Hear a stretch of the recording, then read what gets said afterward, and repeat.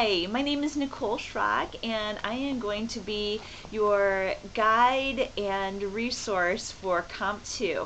I hesitate to call myself just the instructor because that insinuates that I'm going to be like giving you all this great knowledge and helping you be a better writer. Actually, I really think of this more as me kind of guiding you along in a process that you're willing to take on. It's sort of like training for a marathon where you don't really need someone to teach you what a marathon's like. You need someone to kind of give you the exercises to get you to that end goal of finishing the race. And it is more like a marathon in that, give yourself a little bit of grace this week. There might be some extra soreness just because the transition into an online classroom can be a little bit tricky sometimes. I say that because I want to also welcome you to ask me any questions that you have. I often have students say, I hate to bother you. Guess what? You bothering me is my job. So don't think of it as bothering me. Just send me those emails. Communicate. Don't wonder. Don't get frustrated. Email before you reach that frustration threshold, okay? So when I say email, if you would you please email me within Sakai if you are, if it's something that I would need Sakai open to answer. But if it's something that's maybe an urgent concern, feel free to use my Northwest State email. The difference is this: my Northwest State email actually comes to my phone, and I can give you probably a more immediate response. My Sakai email is easier for me to answer like questions that are contained in the classroom, like that I might have to pull a resource from Sakai, or like if you're turning in something, like if for some reason a Dropbox doesn't work and you want me to grade something in an email, or you want me to look at an assignment ahead of time, it's better if you would email me in Sakai, because that's kind of like I'm in the classroom mode then. So I would use Sakai as my primary email to contact me, but if you have something that's pretty urgent, like, whoa, just had a family crisis, can't complete my work this week, feel free to use the Northwest State email for those types of situations. Okay, so here's how we do this. Some of you are very experienced, seasoned veterans at online learning. And I say that if you've taken more than one class, you might be considered a veteran, because online learning is a fairly new thing. I've actually been teaching online. This will be my 6th year of teaching online, both at Northwest State and for a K-12 school that is completely online. I do some FaceTime teaching. You can read more about me if you're really interested in the classroom. But I teach at several other colleges face-to-face and online. I'm actually getting to teach an online class this fall that is about teaching online. So it's sort of a fun little adventure for me too, and a learning curve. I know all about learning curves. It is sort of an adjustment to this whole online thing, okay? So here's how this course is set up. If you go into Sakai, and you are there right now obviously, you'll see that there's a syllabus. I'm a big picture person, and so I personally keep my syllabus printed out. It's the thing that I keep printed out for the course. And basically in it you'll see a date due. Oops. Okay, sorry about that. You'll see a date due, you'll see what the topic of the unit is, or what unit we're in, and you'll see a list of assignments, and all the assignments are in red. So you can identify those numbers and those assignments match up with the next thing in Sakai, which is your course content. And in some of the things I've written, it'll say course content backpack, because at one point there was a little backpack icon, and I haven't found all of those to edit them out yet. So my apologies if there's ever any confusing language like that.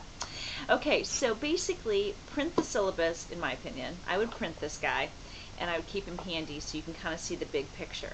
Then go into course content and look through all the material. I write a lot, and I've written a lot, because other than these videos, that content, course content material is all I have in terms of instructional time with you.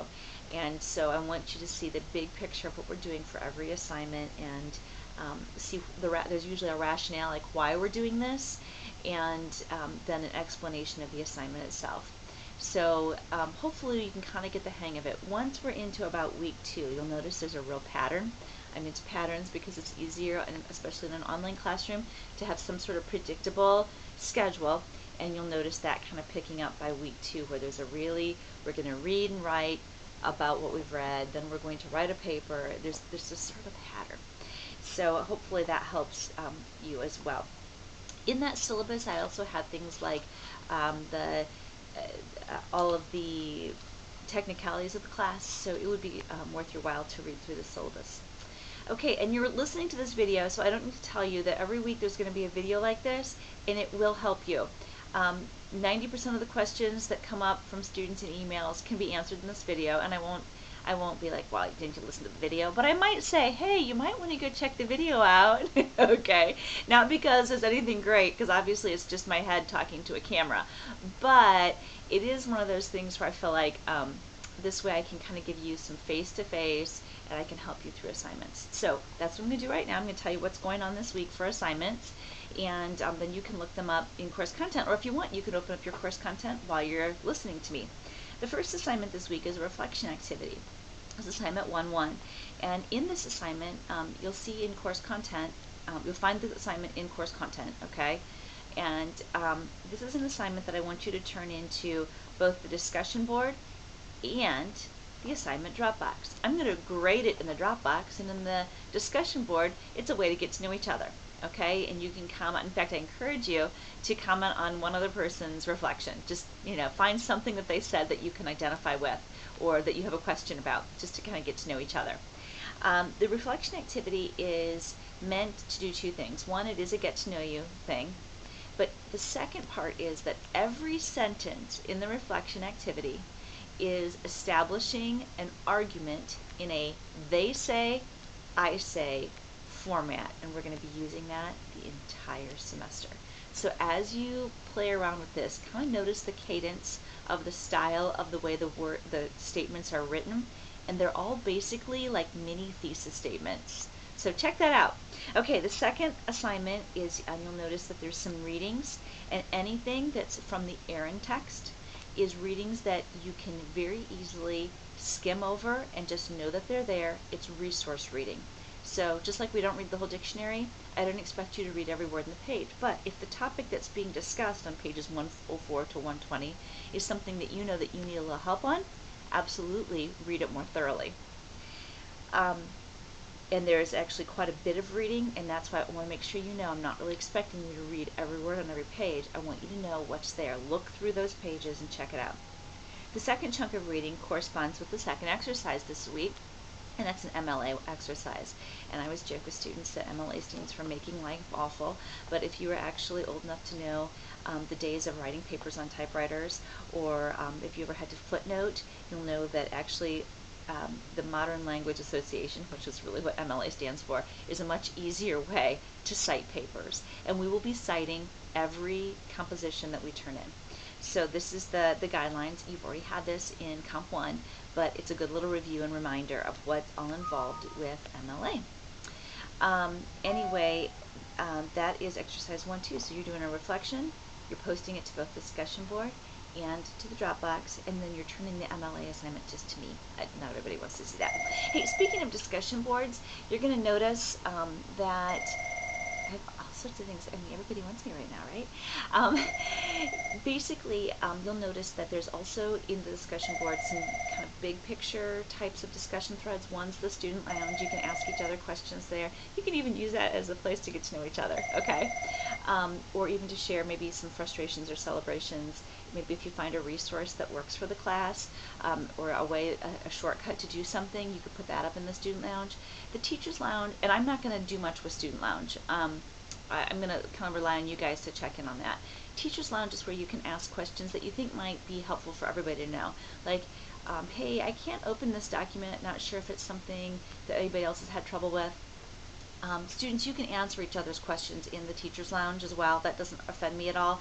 And I'll chime in and say, hey, that's right, that's the workaround for that. Or, you know what, that link was broken, it's fixed now. So those are the kinds of things that, those are just 2 like kind of big picture discussion boards that you can chime in on at any time, and I'll check those daily, which brings me to my last point. I'm actually not a morning person, but I usually try to get everything done in the morning, or I have a kind of focused time in the morning. I will usually have looked at all of my communications for the course before noon. There's a chance that if you would email me after noon, that I wouldn't catch your email until the next day, and that's where you'd use my Northwest State email and flag me down to let me know that there's something you need addressed right away. But I'm going to assume that if you post anything after noon, that it's going to be one of those things where you're okay with me not seeing it until the next day. So if you're posting in a forum or whatnot, just kind of know that usually before noon is the window I try to catch on that. And sometimes I get in there more than once, you'll notice, and sometimes I'm in the afternoon grading, but kind of just so you know roughly. Also, I'm not much on doing much checking in on the weekends. I kind of do a Monday through Friday because I have young kids, and that's when they're in school, and that's when my time is the most free. And then I've got cross-country meets on Saturday morning, and I've got all the, now you might be more of a Saturday worker, and that's okay. But just know that what I would really appreciate is that if everybody would check in to the computer once a day, just to look for any special announcements, anything that's come up that's a problem. It's just so you're not caught off guard. I think this is an important piece for an online course. So just check in once a day. And for you, it might not be before noon. It might be midnight. That's fine. I want this to remain flexible. But flexibility also kind of you have to have, you know how this is. Those of you with maybe flexible jobs, you also have kind of an increased responsibility. So I want to give you the most flexibility possible, but I'm also going to ask you to be responsible for a once-a-day check-in. Final note, and then I'll let you go today. All assignments, except for the very last one, are due Sunday at midnight. If there's anything in the language of the content or anything on the gradebook that you see coming up that does not say Sunday at midnight, would you please let me know? I've messed up, okay? Now, I will say this, because in the past when I put 12 a.m., students saw that as the next day, because that would come up like at Monday at 12 a.m., and so they thought they had all Monday to work. So what I've done is I make them do it 11:55. But if you turn it in after 11:55 and before like 12:05, it's not late. So if it shows up late, don't panic. It's okay. And if you have to turn something in late, and you know it's late, would you just let me know? I would love to. I'd love to work with you and help this class work for you. Have a great week. I'm looking forward to working with you on this. We're all on a learning curve, and we are going to enjoy the ride as much as we can, because training for a marathon is sometimes painful but very rewarding. Have a good one.